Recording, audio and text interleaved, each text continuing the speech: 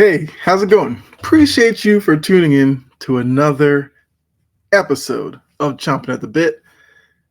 So, look, gotta talk about the Celtics. If you missed it, I did a watch along for game one of Celtics Magic, which was a lot of fun. If you weren't able to catch it, it's okay. Because I do plan on doing another watch along for game two, which is Wednesday night. But before we even look ahead to game two, got to get you caught up on what happened in game one. If you missed it, I'm here for you. If you saw it, love to know from you, what did you take away from game one? So let's start with the basics here. For the Magic, well, the Celtics won 103-86. For the Magic, Paolo Banchero was the lone star to me. 36 points, 11 rebounds, 4 assists. He looks like obviously the guy that they took high in the draft for a reason. Like, he can shoot the three, even though he's not the best or most consistent perimeter guy, but he can do that. He can get to spots in the mid range and pull up. He could even, back down a defender and get to the rim. Like, he's just a really good player. And for a lot of times during this game, he's the only guy who can really create for himself. And when he does, is able to score. Because his running mate in this one was Franz Wagner, who had 23, 5, and 3. But there were so many times where Wagner would get into the lane, become indecisive, and either turn the ball over, force up a bad shot, or just get caught in precarious situations. Now, in the first half, it was a bit of a closer game, so it wasn't that big of a deal. But in the second half, we really saw Wagner struggle when the Magic were put into pressure situations as the Celtics were playing better in the second half. We're knocking down more shots from the perimeter. It put a lot more pressure on the Magic to keep up. That's where Wagner would, be dribbling, baseline, just lose it out of bounds. Or like I said, his probably the worst play he made was the Magic were down double digits, I believe. They got a steal, and Wagner's going down. It was a 2-on-1 fast break. He decided not to give it up to, I can't remember who was running with him. It might have been KCP for some reason. That's what I'm thinking it is. And Derrick White was the lone man back in transition. Wagner basically dribbled all the way into Derrick White, picked up his dribble, tried to dump it off to Wendell Carter. Derrick White got a finger on it. It was deflected. And then the Celtics went back the other way, which led to a Peyton Pritchard three, which really kind of closed the book on the game. But for the Celtics, Derrick White was the leading scorer for them. 30 points, 4 rebounds, 2 assists, hit blocks. He played, defense, did all that. Great game from him. Tatum didn't have the best shooting night, which we know that narrative that loves to be brought up with playoff Tatum, but 17 points. More importantly, 14 rebounds, 4 assists. We'll talk about a little bit later about what happened with him. Fell to the floor. Well, like I said, we'll get into that a little bit later. So yeah, game one takeaways. The Celtics defense, when they forced anybody other than Paolo Banchero to try to make a play, was, I thought, pretty good. Wendell Carter couldn't buy a bucket. Like, he was a mess out there. KCP didn't do much. Gary Harris, guys like that didn't do anything. It was basically Banchero, and then whatever they could get from Wagner, that was their offense. And even with Banchero, they made it tough on him at times, which I think in this series, that's all you're really asking Boston to do. Because like I said, Banchero is a very talented player.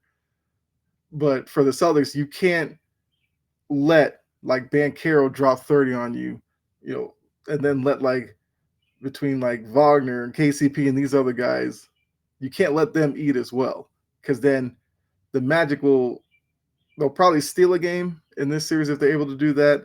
and who knows, maybe even steal a second game. So if you want to get this series over with as quickly as possible, the defense is going to have to be locked in. They got 13 steals, which that's where I was trying to tell you. Celtics were getting into the passing lanes, getting a lot of deflections, going down the other end, and that really, especially in the second half, that's where they really took off. They contested at the rim as well, 5 blocks. So defensively, I don't have too many questions about what they did. Like I said, turned it up in the second half, went into the break down 2, I believe. And second half, they outscored the Magic by 18, 55-37.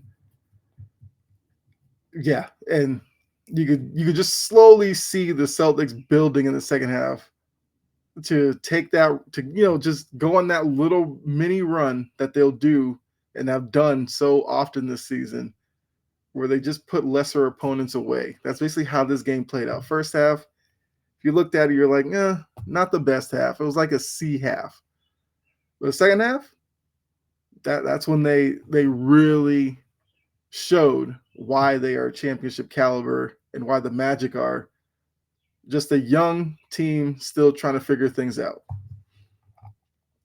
Final takeaway, kind of doubling down on that. The Magic just aren't equipped to upset the Celtics in this series. I think the Celtics know it. The Magic, in the back of their mind, probably know it. They're not going to obviously show that because, they never know. But the Celtics can't give them a reason to think that they could steal this series.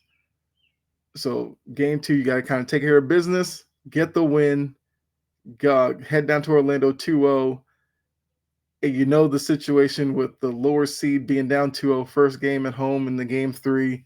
That's the most important game. That's when you can really crush the Magic Spirit, but don't want to get too far ahead because they'll have game 2 to play.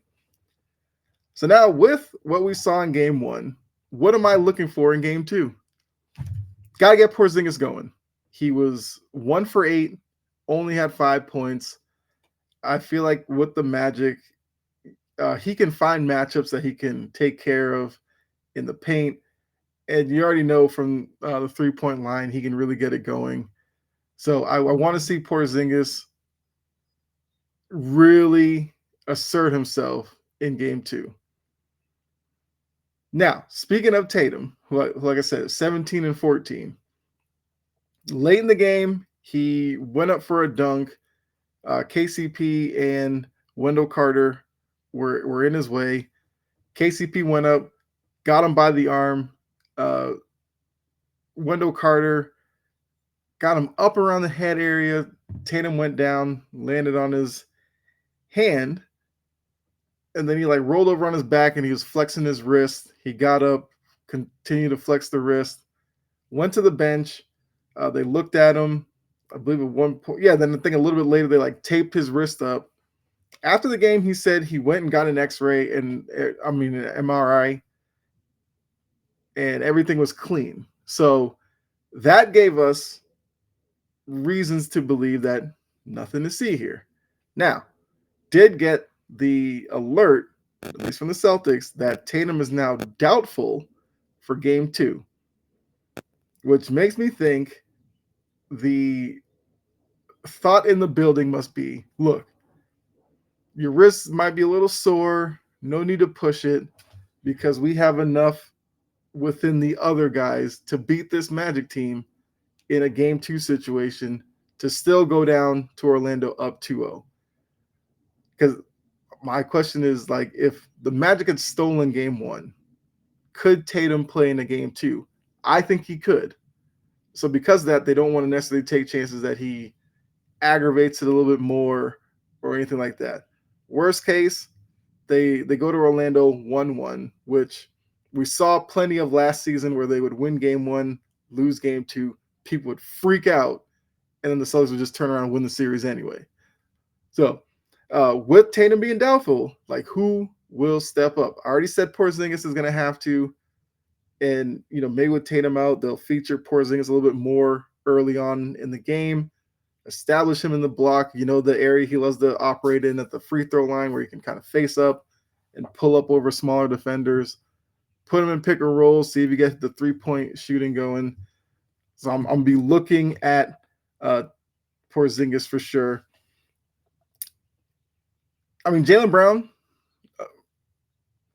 had an up and down game. I thought he started off really trying to test out the knee to see how confident he was in it.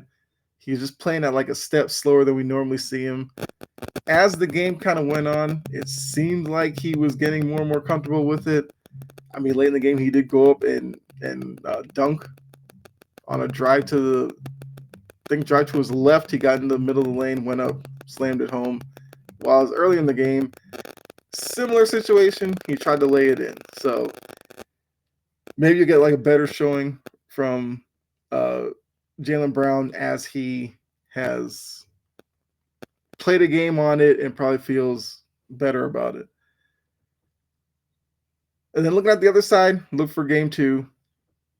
Who outside of Banchero and Wagner, like I said, Wagner to a lesser extent because he does need to play better if the Magic think they're going to get a game in this one.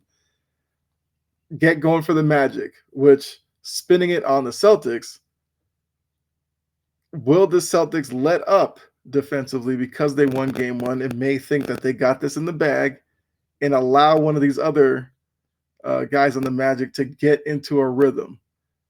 That's what I don't want to see. Like if Banchero goes in game 2, goes off, goes nuts, and they steal one like that, you have to kind of live with that. But we don't need like some random 25-point game from like KCP or something. That's what I'm looking for. Like, will they Celtics bring the same defensive intensity when it comes to guarding the other players on the Magic, making it tougher on them? Like I said at the beginning, game 2, Wednesday night, 7 p.m. We'll also have to see if Tatum will be like downgraded to out or questionable or something like that, because obviously there'll be probably some other report on Wednesday morning about his status. I'm kind of assuming he's going to miss game 2 unless he just magically just feels like completely healed with the wrist and then they throw him out there. I think if there's any ounce of pain, you sit him. Which, let me know if you agree with that they can sit him out for game 2, get him ready for game 3 down in Orlando, and kind of move on from there. Also, other, I guess, Celtics relevant news, 6th man will be announced Tuesday night. Peyton Pritchard seems like the leader in the clubhouse, but he is going up against Malik Beasley, who had a really good season for Detroit as well. Ty Jerome is the third finalist who had a good season for Cleveland. So I don't want to say it's a guarantee that Pritchard gets it. He would be my favorite out of the 3, but we'll see. We'll see if Peyton Pritchard can pay off his. I feel like a season where he came into his own even a little bit more than last season with some hardware. But like I said, game 2, Wednesday night, 7 p.m. Make sure you're back here on the channel. I will be the plan is to go live, watch along for game 2. If you missed game 1, I did do it with, my boy Brett over wire to wire. Wednesday night will probably be solo, but that's cool. Love to see you all there in the chat. We can talk basketball like we did in game 1. We talk about other series. We talk about what's going on in the Celtics game. Like I just want to be able to interact with you during the game. So, like I said, Wednesday night, 7 p.m., back on the channel. I will be live for the game 2 watch along. So, yeah, appreciate you. Like I said, I'm going to try to do these little quick recaps and looking forward to the next game after each Celtics Magic game in this series and every Celtics game in this playoff run. So if you do like these, give me a like. Let me know. Drop a comment. Like I said, let me know what you think about the Tatum news, or if you drop predictions for game 2, let me know. Down in the comment section, let's have a conversation. Also, make sure you check out the Discord if you want some more sports talk with me in between these videos or when watching other games, trust me, good place to find me. And we have even better conversations over on the Discord. So there'll be a link in the description. Please go ahead, jump in the Discord. Let's have some fun. So with that, I'm going to go ahead and get out of here. Make sure you enjoy yourself. Enjoy the rest of your day. I'll see you next time. Be safe. God bless. I'm out of here. All right. Bye.